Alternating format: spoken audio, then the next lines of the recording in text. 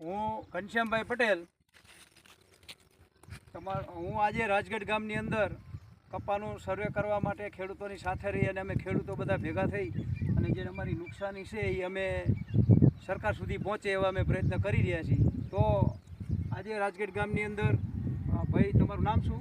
મુકેશભાઈ ઉકાભાઈ, તાલુકો ધાંગધ્રા.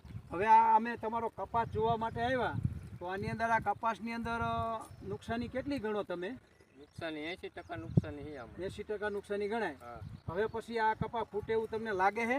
પાડી જ દેવાનો રહેશે. પાડી જ દેવાનો રહે. અને આની અંદર ગીંડવું થાય તો કેવું થાય? અને છોડવા પણ જોઈ શકો છો. અને ગીંડવા જે ચોઈટા એ પણ આવા જ બગડીને અને ખરાબ થઈને હેઠા પડી જાય. તો આની અંદર નુકસાન ખેડૂત ભલે એમ કહેતા હોય કે મારે 80%, હું તો એવું માનું કે જો જીંડવા હોય એ પણ આવા થઈ જતા હોય તો આની અંદર ખેડૂતને પૂરેપૂરું નુકસાન ગણવાનું.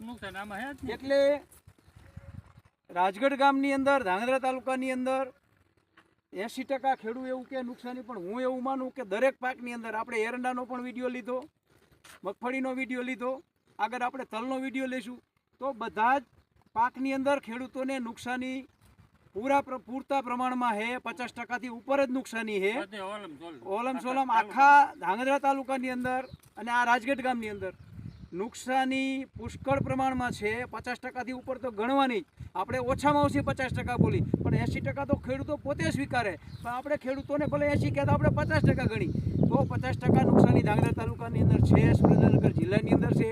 સરકારે સુરેન્દ્રનગર જિલ્લો નુકસાનીમાં લીધેલો છે.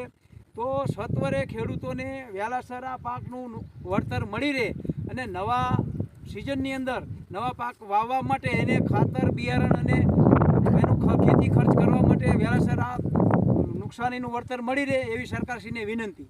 તમે જો આ બધો કપાસ આમાં કઈ થાય એવું જ નથી. આમાં થાય એવું જ નથી. સરકારશ્રીને રજૂઆત છે અમારા ખેડૂતો.